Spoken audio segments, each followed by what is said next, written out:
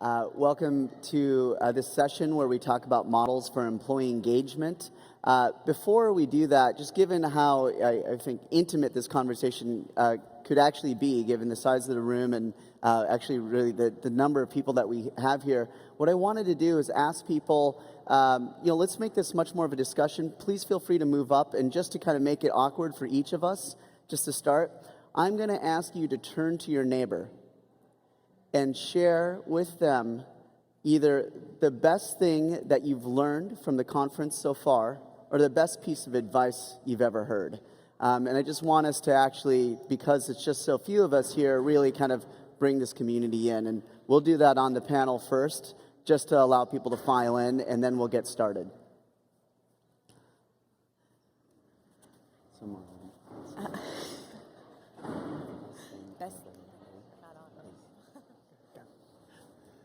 I guess I'll go ahead and get started. I'm Marlon Evans with HP. Hold on. Let's give everybody. Okay. Best thing you've heard, or the best thing? Oh, I don't think he's going to have us do it. Oh, I hope. Feel free to join us up here. We're exchanging advice.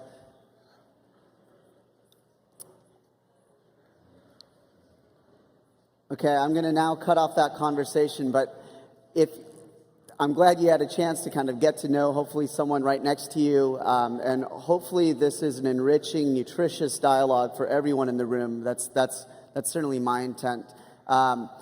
Just by show of hands, how many of you are from a company, represent a company in this room? Okay. How many of you are social entrepreneurs or entrepreneurs in this room? Okay, and how many of you represent either investors or kind of funders? Okay, great. That helps us with the composition. So my name is Premal Shah. I serve as president of Kiva. And what I want to do is turn it over to each one of these panelists. We're really lucky today to have three leading companies when it just comes to doing good and doing well. So many of the folks here who have come from companies, and it's so wonderful to see this year at SOCAP that there's over 24 Fortune 500 companies, global Fortune 500 companies that are in attendance at SOCAP. It's fantastic to see that kind of participation in the dialogue.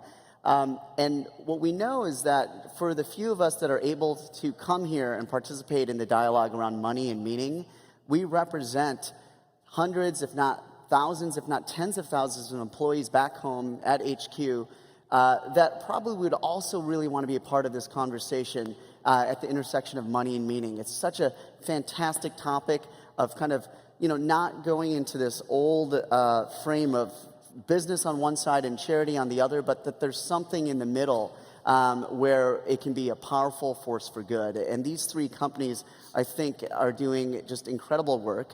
Marlon, would you talk a little bit about yourself and what HP is doing around shared value and around social progress? Fantastic. Thank you. Just happy to be here. Thank you, Premal, for inviting HP to participate, because we at HP really believe this is core to who we are as a company, that it's a part of our DNA from over 75 years ago when Bill and Dave started the company, that we are committed to giving back to society. And we framed our CSR strategy around what we call HP Living Progress, which is just essentially the way that we leverage our people and technology to solve society's toughest challenges around the world.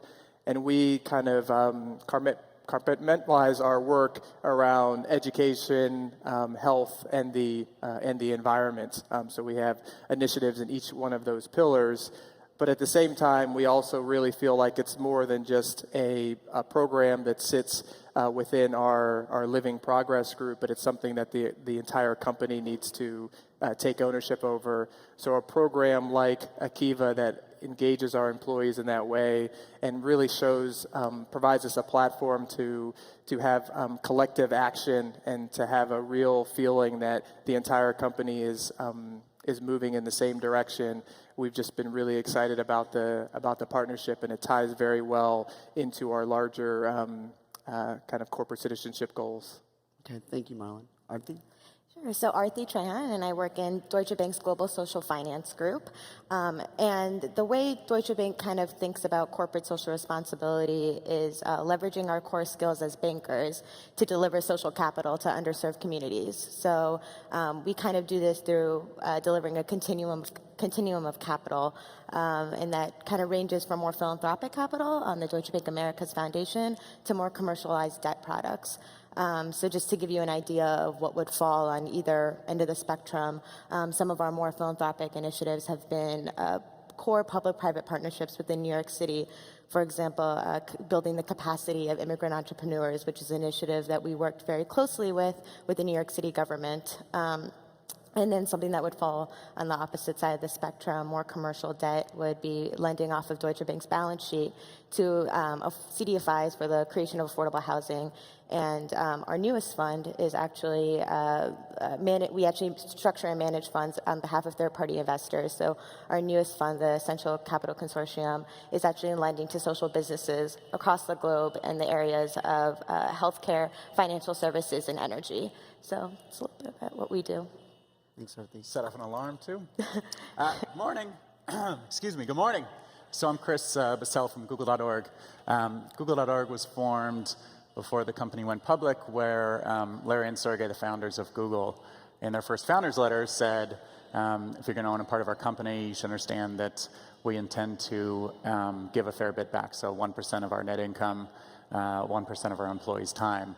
The 1% of our net income flows through a number of organizations at Google, primarily Google.org, where we give away money across a variety of issues. The thing that we tend to look for is where technology plays a role, not surprisingly. So I'm one of the portfolio managers there. In addition to working with Kiva, I tend to focus on the areas of child protection and human trafficking. That's it. Okay. Now, how many of you have been to the Kiva website and understand the general flow of this? Okay. What I want to do is just ensure that all of us have a foundational understanding of what Kiva is and then how it can be used in the context of employee engagement. And I think the reason why we want to have this session is it's very early days in this new platform, and we think that it's a promising way to really have high employee engagement around this conversation of money and meaning. So Kiva, you'll see some screenshots of how these companies have used the product. But what it is it's Match.com meets impact investing, or social lending for social good. And we try to make it very simple for everyday people to pick someone, and that intervention could be a classic microfinance intervention abroad, or even lending locally here in San Francisco Bay Area. And it can be for businesses, students, clean burning cook stoves. The issue areas are now starting to really expand across Kiva. And what we want to do is just make it simple, personal, with feedback loops. And so you can lend in $25 increments as that person pays back that loan through one of our field partners around the globe. And a lot of social entrepreneurs here at SOCAP are now using Kiva to raise money for their own programs. It's 0% interest loan capital that the internet community is lending out. And they're willing to take more risk, we believe, than traditional commercial investors, because there's a sense of personal connectedness and a sense of impact there. And as long as people hear about why they didn't get repaid, we think that that allows for even a kind of a greater form of risk taking on the part of the field agents on the ground. So basically, as you lend out that money and get repaid, most people turn around and re-lend that money to someone else, and then someone else, and someone else. In effect, it's a starter impact investing account for the average person. And over the last 9 years now, Kiva has had over 1 million people around the world put in over $600 million in $25 increments to help support and finance another 1 million small businesses, students, farmers around the planet in 80 countries. And the repayment rate on the website is 98%. So that's kind of foundationally how Kiva works.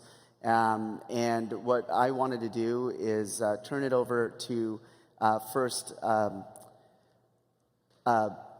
Chris, you, around what Google did when you were kind of looking at the problem and the challenge of employee engagement, and then using the Kiva platform to address that problem.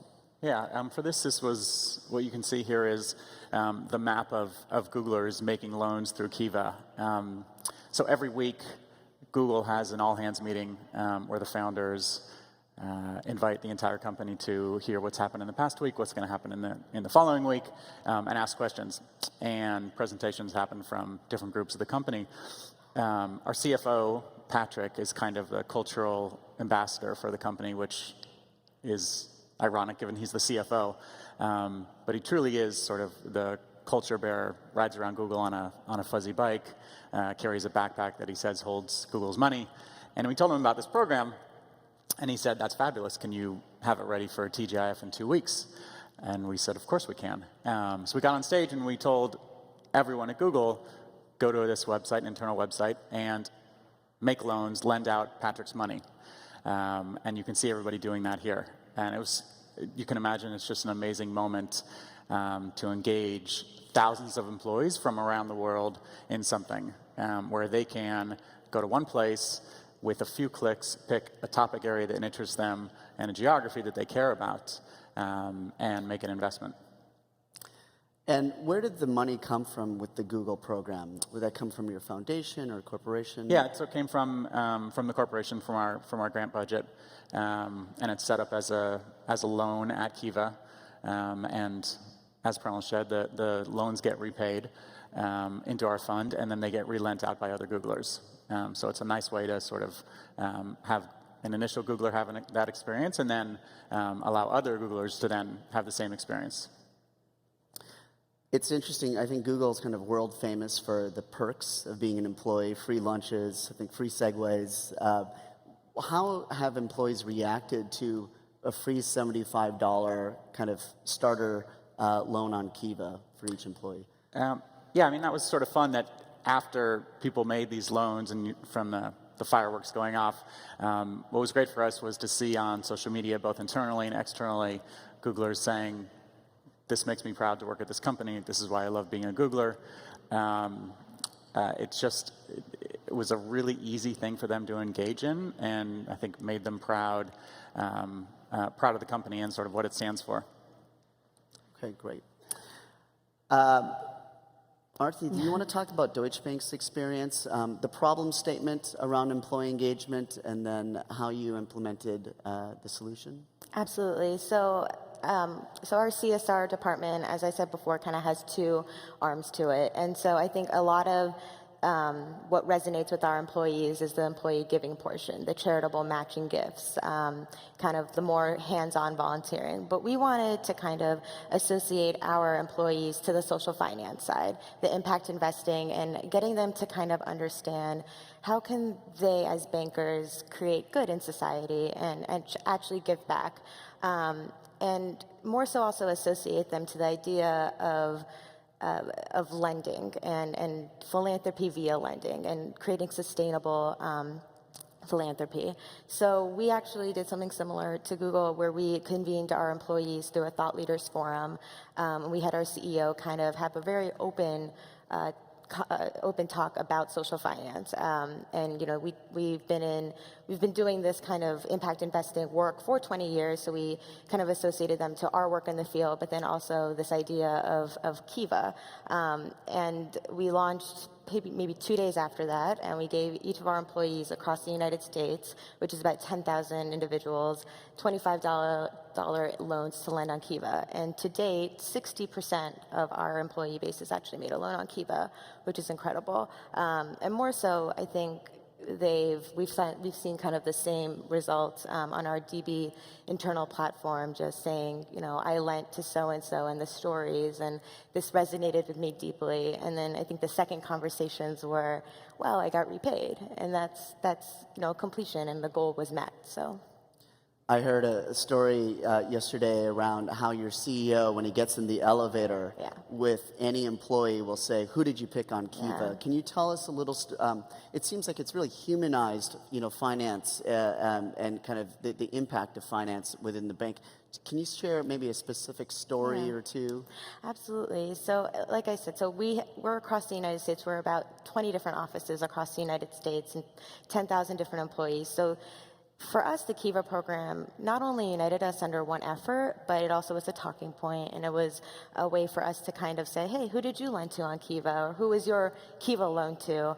Our corporate finance division kind of ran their own internal competition where they actually ended up within 4 weeks achieving a 98% redemption rate. And so our corporate finance, a lot of our groups kind of cover certain topics. And what we saw that was happening was a lot of the coverage groups were adopting borrowers. And they said, hey, well, why don't we all kind of crowdsource this one borrower? And that would resonate deeply with us. So I think it's remarkable. A 60% employee engagement rate is,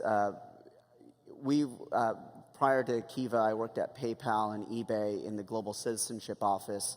And I know trying to get our employees at that time to do, really focus on any one effort was really challenging, and getting into anything north of 50% was quite challenging.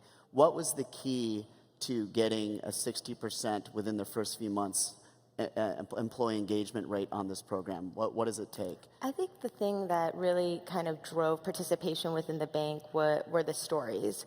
And I think, we sent emails from our CEO, but people talking to people, that's the best form of communication you can get. And even more so, employees kind of sharing their stories and sharing what resonates deeply with them.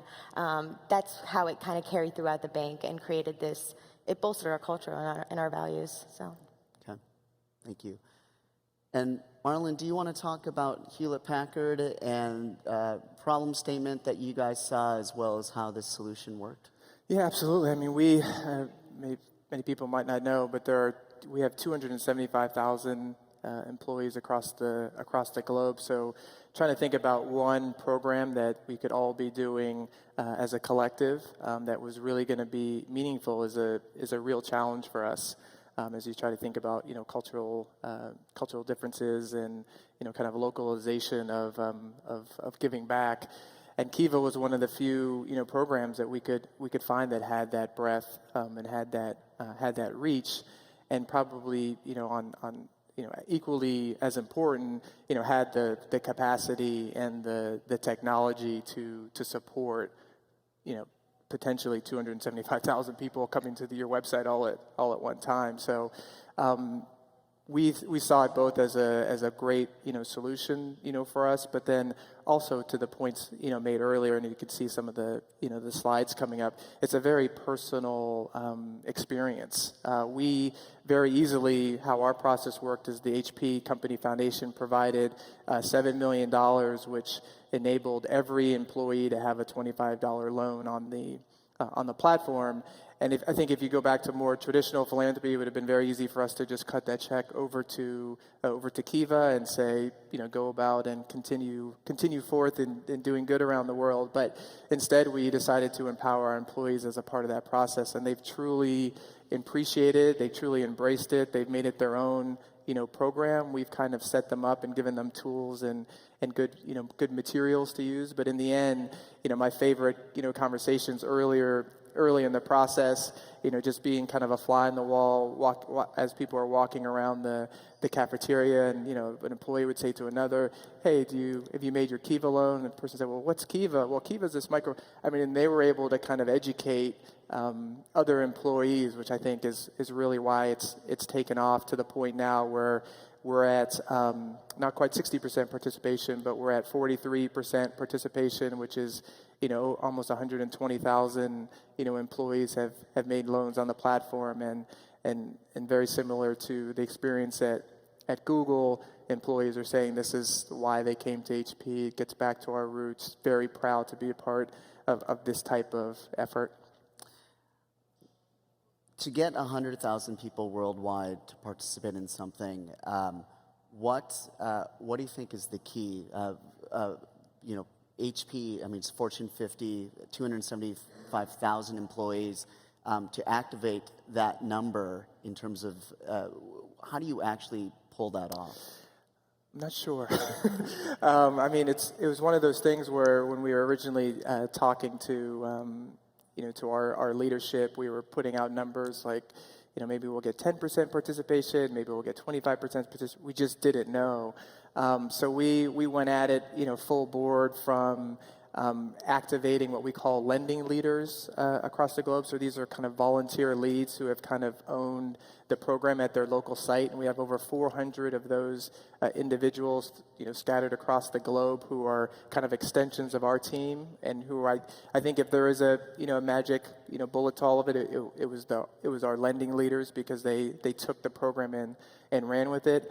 But I think it also is the ease at which people are able to to participate is a big factor. And then finally, I would say senior support and senior leadership, similar to the Deutsche Bank example with the CEO. Meg has just been a huge champion of this program.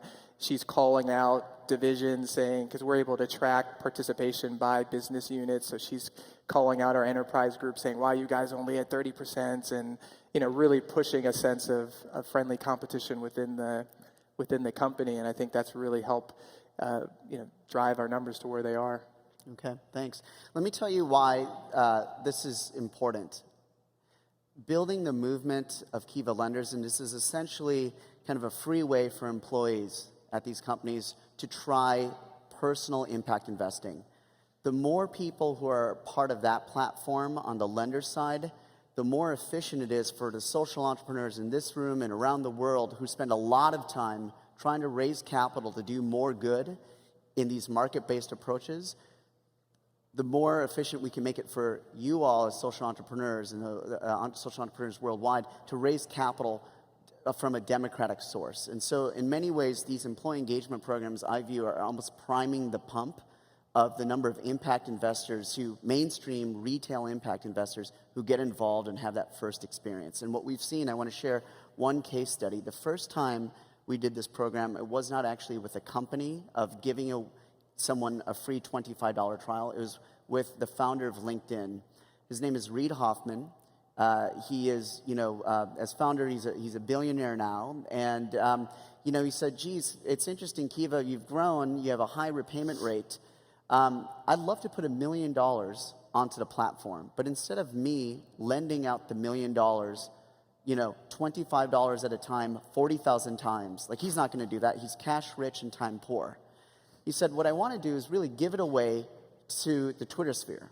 And I want to put it up on LinkedIn and Twitter and let everyday people who haven't tried Kiva yet and who haven't had a basic impact investing experience, I want to let them try it. So in the month of March of 2012, he put up $1 million. We cut that into 40,000 free $25 trials, like coupons.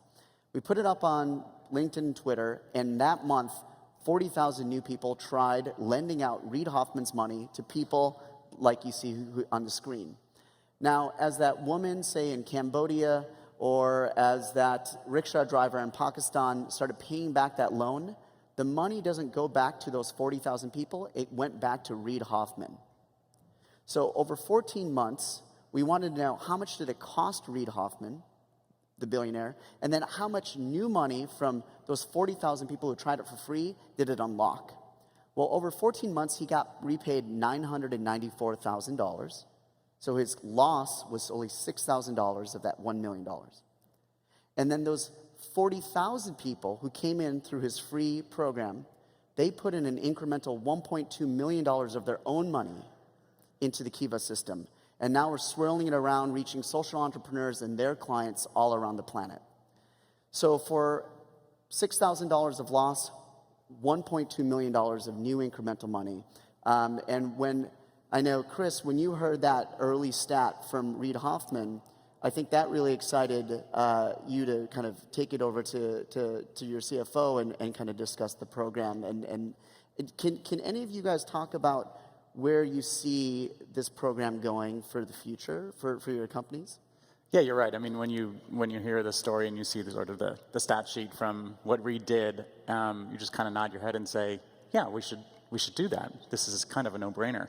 And what we do in terms of going forward is that now when nooglers, so people that are new to Google, join the company and go through our training program, they also make loans through this program. So they sort of get introduced to the culture of giving at Google through the Kiva program. And it's just a great way for new employees to see a little bit of the fabric of Google.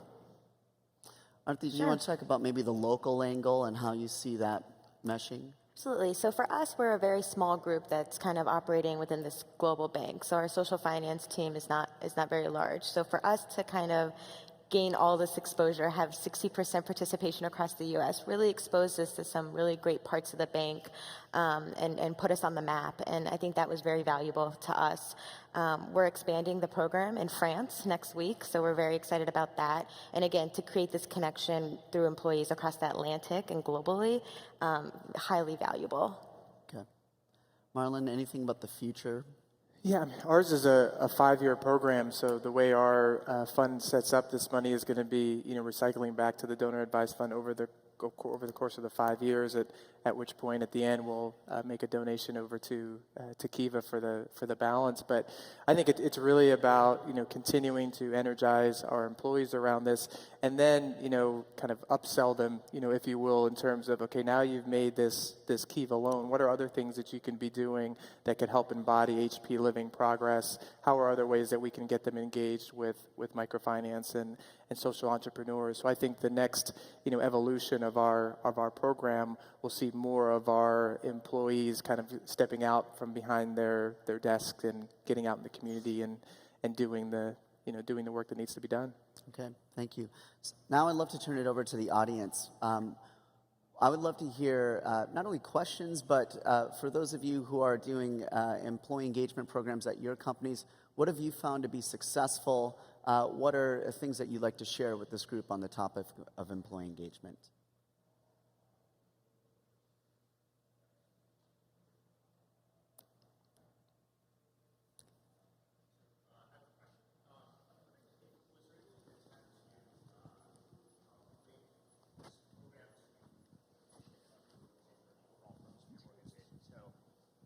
One possible link is like with Google about increasing the world's access to information, and whether that was of any relevance to participation, or was that something, because what I've seen in different employee engagement programs is this greater interest to link sort of company purpose, personal purpose, and the purpose of your partner. Yeah, no, specifically in our case, actually, there wasn't. This was a fun program that we thought was a great way to engage employees, and we didn't try to tie it too strongly to Google's mission of organizing all the world's information. We just looked at it purely from an engagement and a mission perspective. Yeah, so I think for us it's a bit different because we do have this social finance group, and it's kind of going back to that spectrum of capital that I was talking about. But there's only when I think about our philanthropic funds, it's serving a very it's not quite serving the market that Kiva reaches. And so I think Kiva is reaching this very important borrowing base and it completes, honestly, the spectrum of capital for us. So it ties in nicely to what we do. So we actually took it, again, as an opportunity to educate our employees about this world of impact investing. I'd say similarly, I mean, as I mentioned earlier, our living progress framework, thinking about kind of people, planet, profit, the economy, health, and the environment. A lot of that is embodied on the Kiva platform, and as a way to make a connection and make that real to people in terms of what many of these entrepreneurs are facing on a daily basis, in a way that we can advance their lives and therefore their communities' lives and their area's lives. So I think it was a natural connection, for us, one that we didn't necessarily feel like we needed to kind of force out there. But we're actually, again, seeing this as almost a gateway to maybe talking about maybe some of those, issues that are reflected on the Kiva, platform, not in a kind of an in-your-face, way, but it's a great starting point. It's a great opportunity to have a conversation. And this isn't to your question, but it made me think about how we're hearing a lot of stories from from employees talking about how they've brought this back to their families and having conversations around the dinner table with their children about anything from geography to health to things that, as you look at the borrowers on the platform, you're able to read their stories and learn more about what their plight is like. So it just carries kind of an impact that even we didn't foresee originally. A big part of, I think, what we're realizing with the platform is more than the impact in the field, perhaps just the chance to widen or broaden consciousness, not only of, I guess, everyday people and adults, but honestly, kids and young people as an entry-level experience into thinking about the world and issues. We think that there's a lot of opportunity there to do it as a family and to use this as a teaching tool. I read, speaking of just young people, I read a pretty, I'd say, heartening statistic. It was a Zogby poll that came out that said 83% of millennials would prefer to work for a company whose values they believe in over a higher paying job. To what degree, even broader than Kiva, does, as you think about recruiting the best talent and retaining the best talent, does, these types of programs, how do you guys think about that in order to stay competitive and, frankly, just help highlight to employees the purpose of your company, the soul of your company? I can start. So for us, we actually kind of dubbed our program name Bankers for Change. And not everyone who kind of sits at Deutsche Bank is a banker, but this actually enabled everyone to become a banker, which is really cool because we actually showed them how they could kind of mix what they do in their everyday workplace with actual philanthropy or lending or social finance. So I think that was kind of cool for them to see and be educated on. And they kind of saw that there is this kind of mix there, and there's this intersection of banking and where money meets meaning. So I think that was show them it kind of mixed in the values. So yeah. I want to turn it over to the audience. Are there any other folks? Oh, go ahead. Thank you. Good morning. Great panel. I'm a social entrepreneur from Guatemala. We have about 120,000 rural customers using our water filter in the clean water space. And I noticed a lot of the donations are north-south, United States, Salvador. And I recently got a company I own engaged in Guatemala, helping some of our communities. And it started kind of as a financial contribution, and then they got really engaged in the community because they were 1 hour, 2 hours from the headquarters. And when you talked about that $1 million loan, it might be an interesting experiment to see how we could go local to local in a place like Guatemala, because I think we could make even more impact, because they would be like, wow, I got my $25 back from this community, and I have this other community that I'm interested in another part of the country, and the multiplication might be much bigger. I don't know if you've run an experiment on that, but I think the local employees in Guatemala would love to have a platform that's easy, and I think we could have a pretty high multiple of impact. I think that's a brilliant insight. We've run a few now experiments where, so Reid Hoffman, his free $25 went to the Twitter sphere, but we have hundreds of field partners, social enterprises like yours that work in different impact areas like water, and you have a staff. And so as a way to introduce the staff to Kiva on the ground that are doing the hard work day in and day out, we've given free $25 coupons to them, just because oftentimes even just payments and credit card adoption in these countries is challenging. But it's a way of everyone getting more involved in understanding the possibilities of technology to connect us in new ways and support one another and participate in each other's narratives. So I think some of the challenges we're still seeing right now is that our site is still in English, right? So, we rely on the browser technology and, Google Chrome, for example, to translate it from English to Spanish in the case of Guatemala. There's some challenges there, but I think over the next 10 years, as we can integrate with local payment providers, so on and so forth, what we'd love to see is a lot more like kind of local and global everywhere. And that's where this internet public good ought to grow to. What is one of the most heartening things that I saw recently is someone in Nairobi, Kenya, lending to someone in Oakland, California, and starting to see kind of money kind of crossing directions in terms of south to north. I thought that was interesting. Yeah, and for our programs, I think each of us, offices all over the world, tens of thousands of employees or hundreds of thousands in HP's case, the ability to turn on an employee engagement program that any employee around the world can participate in and loan locally is pretty unparalleled. Like, I can't think of another program that you could do the same thing with. And we did see, to your point, I think the fireworks you were referring to were primarily Googlers that were watching live in Mountain View and in the Bay Area and the United States, loaning around the world. But as the rest of the world woke up and heard about the program, then they started loaning a lot more locally. Question. We love what Kiva does at Catalytic Women, or we at Catalytic Women love what Kiva does, especially for your accessibility. And the $25 price point is really fantastic. So my question has to do with your roles as employers in allowing your employees to participate in this emerging area between pure philanthropy and pure ROI. And do you see a phase 2 to this project that would include some kind of impact investment with a return, whether that's through your pension plans or through some other way, but to engage your employees in something that has actually an ROI in addition to the kind of social benefit that this program offers? So I don't know if that's actually our next step here, but the way we kind of actually made our deposit in Kiva was actually through the corpus of our foundation. So we don't really expect any sort of huge ROI on that. We're really looking for more social return and a way to, again, engage our employees.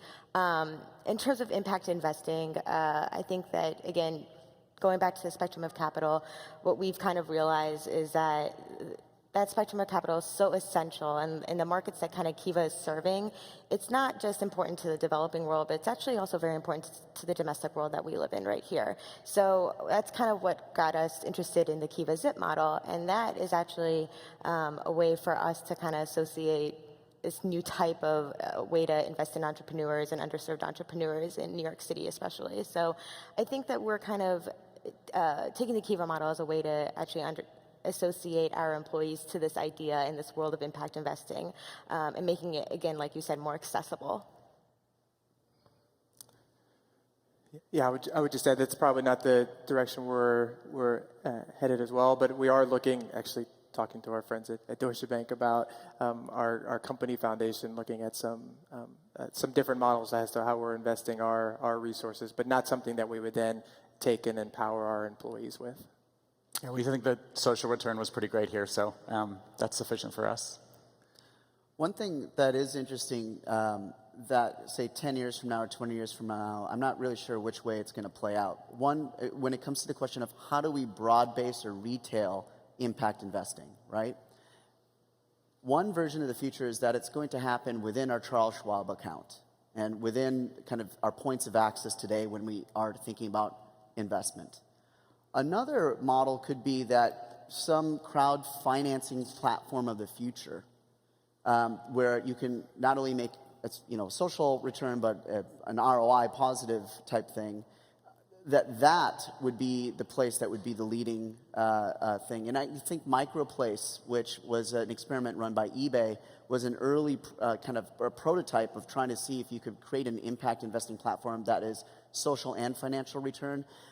After 8 years, it wound down, and it didn't seem to get the consumer pickup. So I do think it's interesting to think about how employers that have the captive attention of their employee base, how they could actually educate around this new space, whatever solution emerges. And I thank you for that question. We're also fans of Catalytic Women. Go ahead, Sarah in the back. Hi there. I think this is great. I live here in the Bay Area, specifically in San Francisco, and I was just thinking, there's been so much pushback around the Google bus in certain sort of areas and gentrification. Could you use something like this from Google or other companies to actually start lending more to local businesses in the communities that are actually feeling the brunt of gentrification from the tech industry. Yeah. I think great segue into Kiva Zip. Yeah, so for how many of you know what Kiva Zip is? Okay, so it's a small pilot that we launched about 3 years ago, and the thesis was, we started getting customer service emails every day around why aren't you working locally? We started abroad, we started in East Africa, and Kiva is largely meant international development, I think, in the public's mind, but we get a lot of emails asking us to support local underserved businesses. And when we learned that, for example, 7 out of 10 U.S. small businesses that apply for a bank loan get rejected for that loan, when we learned that the U.S. microfinance industry last year reached maybe about 20,000 loans, but the opportunity, it's 8,000 small businesses a day get rejected for a loan. It seemed like there was a huge opportunity locally to support local entrepreneurs with crowdfunding. And so we launched this pilot first through local microfinance organizations, and then really inspired by Muhammad Yunus, who we think developed the big invention with microcredit in the mid-'70s in Bangladesh that he invented was what we think of as social underwriting, where if there's not a formal credit score, there's not good cash flow data, there's not good collateral data, how can you get your network, the network intelligence around you, and in his case, the 6 other women in your village to basically say that you have good character. And together, by vouching for each other, this is a safe loan to make, even if the banks are unwilling to make it. And that's the kind of the basis of the microfinance model. And we would say that that's the analog version of it. Is there a digital version of it? And the digital version of social underwriting, you can check out on kivazip.org, which is basically people vouching for people. So a pastor at Glide Memorial Church right here in San Francisco can vouch for a member of his congregation. That member can start a small home-based business and get crowd financing from people here in San Francisco and frankly around the world. And basically the system of people vouching for people, it's still a small pilot, but we're testing it here in San Francisco. The early results are 120 small businesses have been reached, 95.5% repayment rate, 63% of them are minority-owned businesses, 50% have been in business less than 1 year, so there's no cash flows. These are typically businesses that not only banks won't say yes to, but even local CDFIs and MFIs are unable to say yes to because of how speculative it is. So we're really excited about this idea of kind of a digital social underwriting way of understanding creditworthiness, even when cash flows and credit score might not point to a formal lender saying, yes, we think we can make character more visible on the internet, much like how eBay has done through the online feedback system. And so what Deutsche Bank is doing is bringing this model to New York, and we're going to launch this next year. And in addition to the employee engagement piece, where 60% of Deutsche Bank America's employees have already participated, the ultimate is that not only can they lend abroad, but they can lend locally in the 5 boroughs of New York, where Deutsche Bank America's headquarters. And then even better, they could actually get out into the community and help provide support to those small businesses in other ways, whether it's help with permitting, advisory services, just being a good customer or brand advocate. We think the opportunities to connect on a local level can be really rich when you have a $25 stake in that local business and you have an interest and a permission to have that dialogue. So that's where we'd love to take the platform to really support that idea. Yeah, and it's a great question. I mean, I think we would love to see, I think you mentioned there's 100 or so businesses in San Francisco currently using Kiva Zip. We have 30,000 employees in the Bay Area, and to your question, it would be great to have hundreds or thousands of local businesses around the 9 counties in the Bay Area so that we could do the same program that we did last year and focus it on the Bay Area. Just to also further the point, when we actually did the Kiva employee engagement program, we saw that our employees were lending. You have the top 4 countries that employees are lending to on the lending team page, and one of our top 4 countries was the United States. So that was actually, the demand is there.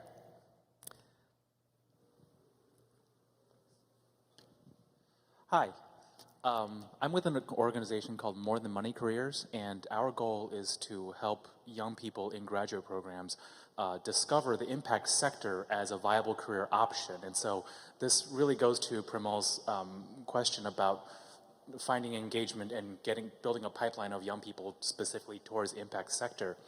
I'm curious for the panelists, what are some of the challenges that you guys have faced and that you guys are seeing in getting people interested in this sector, specifically in impact? I mean, that's not a challenge for us in particular. I think the kind of employee that we attract is, by and large, naturally inclined to want to have impact outside of the work that they're doing from 9 to 5. So I guess the challenge would be to the extent that they're not finding opportunities for our employee engagement group to find them the right kind of opportunities that they can participate in. Yeah, I would echo with that. I don't think that we find a lack of interest in this field at all.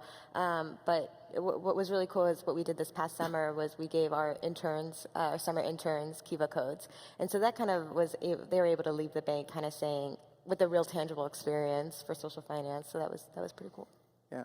No, I would agree, and we're just looking for other ways to integrate it into some of our other programs. We have a Take Your Children to Work Day that we have at HP across the globe, and we gave all the parents who signed up for that a code so that they could make loans with their children, like we mentioned earlier. But yeah, it's more the issue of figuring out, being creative as to other ways that we can get the word out, but our employees are ready and willing to partner us in this effort. There is an education that needs to happen. I mean, that folks were in the early days unfamiliar with microfinance, and in some cases, and how does this work, and are you asking me for my own money? And so you did need to kind of educate up front, but once it was clear on how the program worked, we were off and running.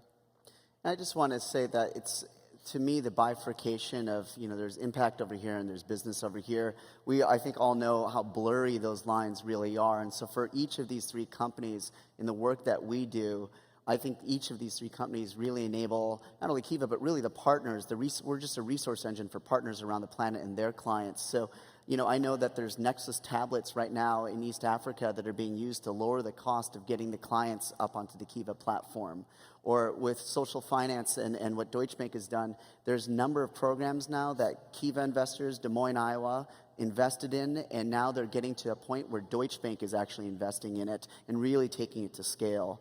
And then with Hewlett Packard and the HP Life program that they do around entrepreneurial training, I mean, this is a perfect integration. So I think part of it is also reframing the actual work that you do as part of business around how that actually creates impact at scale, and then how we can partner with the nonprofit sector so that we're better coordinated to address market failures and push out the best of the market. So, I mean, it's kind of an obvious point here at SOCAP, but I do want to just make sure that we don't stay in that bifurcated world of we do good over here and then here's our business. There was a hand up over right here. Well, it was actually just kind of echoing what you were saying, and I wonder if the question is, you're doing obviously amazing things internally, engaging your employees, and I wonder if maybe the disconnect that's happening is whether or not that message of it's possible to graduate from a program and go into a large corporation, a Fortune 500, and be able to be engaged in that work, even within your 9 to 5 to a certain extent. Are there efforts to publicized? I know it's a bit risky whenever you're doing something good to be talking about it, because then you get accused of greenwashing or whatever it might be. Are there efforts to sort of have that conversation a little bit outside of the company as well? So I would actually say it actually opens doors for us because it creates a network of people who are interested in our work. So for us, we're now starting to think about more skills-based volunteering and how can we engage our employees in something that kind of lasts longer than just a day, rebuilding a park or painting a school. So I think that for us, we're trying to move more towards this type of volunteering that where we can actually, ask for employees' time and we can actually ask them to engage in a more meaningful way. So I say it opens doors. Great. How about you all? Whether you're actually responsible for employee engagement or an employee of a company and you've seen something work, or even as a customer of a company where they've done a great job of integrating purpose into the experience so that you could participate in it. Any reflections on things that you've seen really work?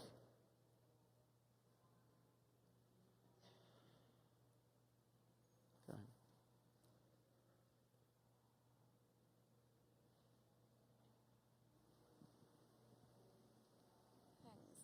I think it has to do with the involvement of the recipient, so to speak, so the involvement of the community. So I think it needs to permeate in terms of if that is something that you have in your horizon as part of what you do or you intend to do, it would naturally permeate into your company, into your organization. And I think a lot of the people, like you were saying, the millennials that get involved into these kind of companies are looking for that precisely, for purpose and for the values, to share the values. So I think, in a way, you set the example by getting involved with your recipients, so to speak. Patty, do you want to talk? There's a question, but would you describe what you guys do at Groupon and Groupon Grassroots and what you've seen work as well? So I'm on the other side of that. I'm in the nonprofit community, and so we're often the recipient of the organizations like yours that invite their staff to come in and do work in our communities. I find that it's much more effective when it's financial support along with the human support in there. So just sending money doesn't work, but just sending people doesn't work either, because one of the challenges in the nonprofit sector is that when you send a volunteer, we actually have to have the bandwidth to accommodate having a good volunteer experience for them as well. So when you send one without the other, it actually makes it very difficult on the nonprofit agency, because we want to make sure that volunteer gets the support that they need to be able to have a good experience, which takes time away from the staff that we're paying to be able to do that. So it's really kind of both things, and I think that it's important to recognize that those of us that do this work for a living and are doing it every day, we've got to make sure that anyone that comes in to support our work is looking at our clients the same way that we do.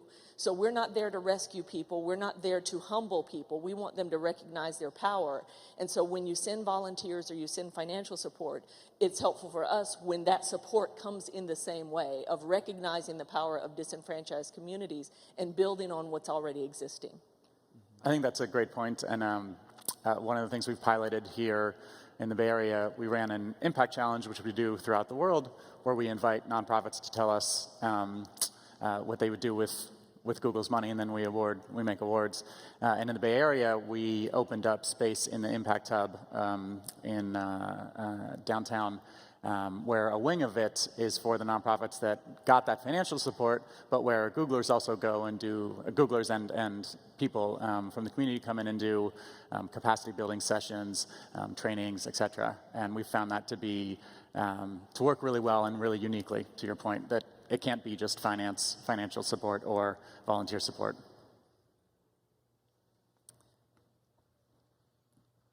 Hi there, I'm Ellen Martin from the Shared Value Initiative. I'm curious about the extent you've talked about employee engagement as an opportunity where this space overlaps, and I'm wondering to what extent the companies here see the business value being created in an opportunity like this. Where is the direct business value that's created through creating social value, and how does that extend beyond just employee engagement, which is nice and great and really important in a competitive hiring environment, but I think there's more there. I can start. I mean, and this does tie back to employee engagement, but we actually will correlate the employee engagement with our, the business return, and looking at when we're doing what we call our voice of the workforce, and we're doing our surveys, we can see that more engaged employees are more likely to stay with the company if offered another comparable position. So it helps us with retention, morale, just their feeling of a sense of pride with the company. And we have hard statistics to support that for the employees who are engaged in those activities versus not. We're seeing 10-20% bumps in that score. Kiva, because it was supported out of our foundation, and we have to kind of keep those two things, separate. We're not looking necessarily for the business return, but the other parts of our work around living progress, we do have shared value plays within that around some of our e-health centers work. HP Life was mentioned, as well as entrepreneurship. But I do think we're always thinking about how we're making those connections, even if it's not necessarily stated explicitly in the partnership up front. So I would just say two things. First, I kind of already mentioned, but basically, the program really put us on the map with around the United States in terms of helping associate employees with what we do. And so I think for a small group like us to kind of be associated throughout the bank was really special, and it's a special thing that's really connected us to a lot of different parts of the bank. And then I guess the second thing I would say is what kind of Premal mentioned earlier was that, Kiva kind of steps into this early stage financing and really finances borrowers at really the startup stage, and then they can kind of move on, and a more commercial debt provider like Deutsche Bank can step in. So for us, it's actually a great story for us to tell, and it completes that spectrum of capital.